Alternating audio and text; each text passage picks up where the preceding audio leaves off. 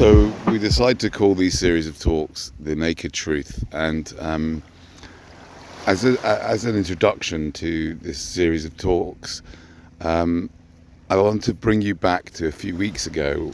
We're here in Cyprus, and a friend came to stay, and he's a psychotherapist and very into philosophy, etc. And he said something like, anybody who says something with authority, everyone thinks they know the truth, sort of thing, or anybody who says something with authority is bullshitting.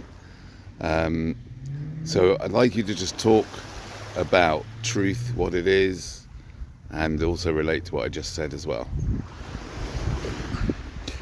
Yeah, I remember the guy. Yeah, so he was asserting that nobody actually knows anything, and it's just, all assertions are not to be trusted. But if that was the case, then even the glasses that he wears would be, obviously spectacles. All engineering is based on someone asserting something. If someone wants to build a bridge and have it stand, there's a certain set of formulas that has to be worked out, identified and worked out for the bridge to stand. Forces, everything is. It's a science. So I'm saying that's rubbish what he said. Yeah, you have to assert. If you want to achieve anything in life, you have to have an assertion.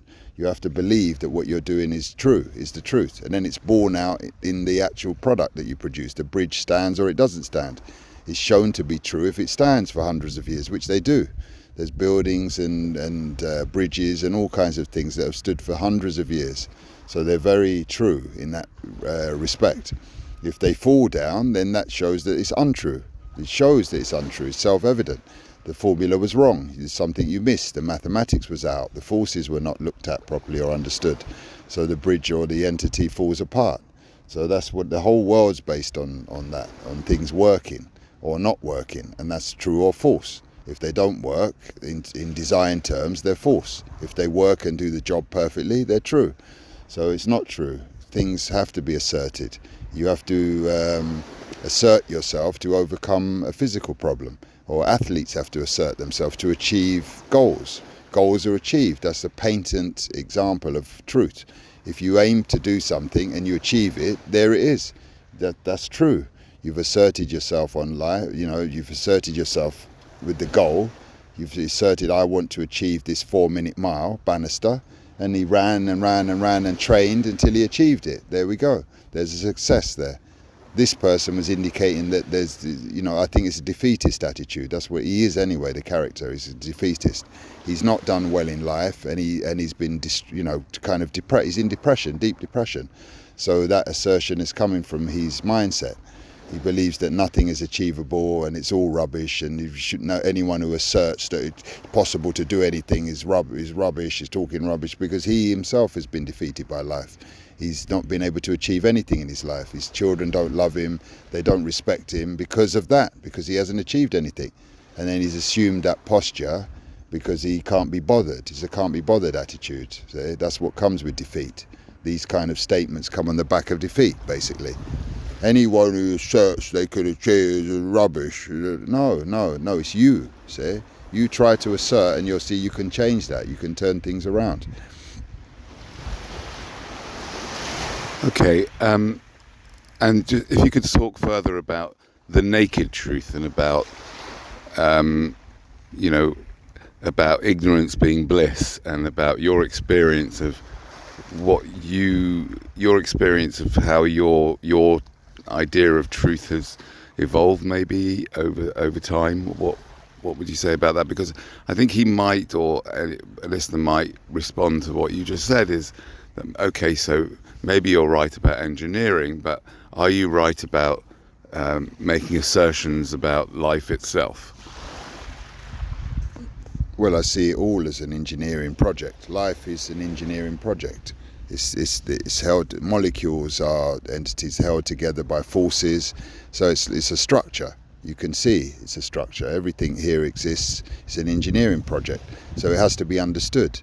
The physicists have gone some way to understand life before physicists and science, physics, people asserted all kinds of things which were not true. Now, in the face of physics and science, we can see they've crumbled.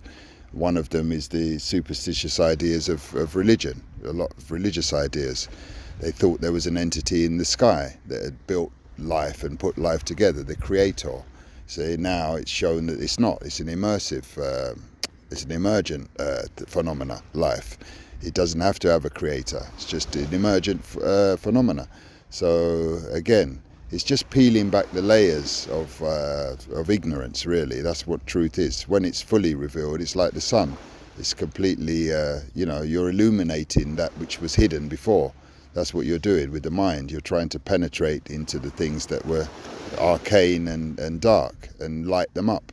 That's what the mind actually does. It lights up things. As soon as you solve a problem, it's lit up so that you can pass it to everyone else, so everyone else can understand the thing. That's what we've been up to for millions of years, our species, for thousands, millions, hundreds of millions of... We've been just trying to illuminate things, that's all. And as the mind gets more powerful and we develop as a species, evolve, there's more illumination. So we're at this stage now where much more is illuminated. I think people of old thought the world was flat. They thought things were flat, and they thought the earth was revolving around the sun. They thought the sun was revolving around the earth in some way. Now they know it's the reverse. So Copernicus, I think. So we've been evolving, and with that evolution, illumination comes, more illumination. And what about the idea of ignorance is bliss, and that, the truth will set you free? Or will it set you free? Or will it kill you? Yeah, it's a double-edged sword, truth. So it kills relationships. It can kill relationships if the people around you don't evolve. If you illuminate an area, or you become more illuminated and they remain dim in the shadows, there's going to be a split. You won't be able to exist with those people. You'll have to move along. So it can destroy things as well. It's quite destructive. But that doesn't mean it's wrong. It just means that you have to move along. You have to make a decision. Either you're going to go back into the shadow, under the rocks with your relatives, if they're not evolving, or you move on into the light, so to speak. So this is going back to the story of Jesus. This is what happened with him. He went away and developed himself in the wilderness for 40 days, and he returned illuminated, and they couldn't understand him. He was like as if he was a different animal completely, because he had stepped up his evolution. So from that point on, he moved along on his own. He was solo. He had to leave them behind and form a new family. He attempted to form a new family. That didn't work because the people he chose, he didn't screen them. So they were just as bad as his family members and let him down in the end. And we all know what happened at the end. He died alone. So this is the thing. It's a hard road to try to follow the truth. You see, it will split you from all of your relationships and the world in general. See, he said himself, I am not of the world. See, I'm not of this place, because he had transcended it. He'd seen through it. See, he'd seen through. This is what illumination is. It lights up everything and shows it for what it is, the naked truth. See, it shows everything for what it really is. And what is it? And what is it really? What it really is just an arena for manufacturing entities. That's what it is, really. The earth. It's an arena for manufacturing entities, insects, humans, everything. It's just reproducing itself. It's just that's what it is, basically. And once you see that, then you see the way out of that is to stop that reproduction, is to down it in yourself and then promote the downing of it in others. And then we're free of this. We're pure energy, really. That's what we are, everything. But we're just locked in form. And the reproductive cycle keeps us in form. So it's like a prison of a soul, really. When you look at it from that point of view, the object of human life is to free yourself from form, see, which is expressed in Christian Science very clearly. There is no life, truth or substance in matter. See, that is it. That realization is the thing that leads you out of the prison. See, if you understand that, then the whole thrust of your life should be to release yourself from form, from matter, from the grip of matter. I think people might think, well, are you saying that you should commit suicide? But at the end, you said from the grip of matter. I noticed that. Can you just speak more about that? Yeah, it's a mental escape. It's a mental escape. You don't want to. Why would you want to commit suicide? There's no need. You're here as an instrument. You can appreciate the instrument that you are, but the job of the instrument is to wake up, is to penetrate, say, the situation to the extent that you can see what's happening. You completely understand what's going on here, and that is the freedom. That's all that's required. Jesus didn't commit suicide when he woke up. That was the beginning of his life. It was the beginning. When he emerged from the wilderness after the 40 days of purging his consciousness, that was the beginning of his life. That was the beginning of his ministry. That was himself radiant on earth. So he became an emissary of truth once that took place, that evolutionary process in the 40 days. That's it. So the last thing you would do is to kill yourself. Why kill yourself when you've emerged as a mature being?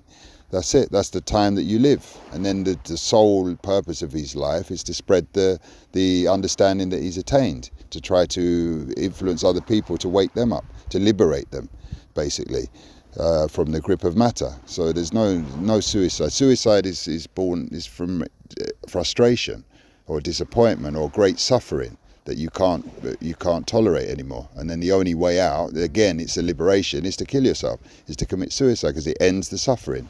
But if there's no suffering, then your job here is to spread the understanding that you've gained.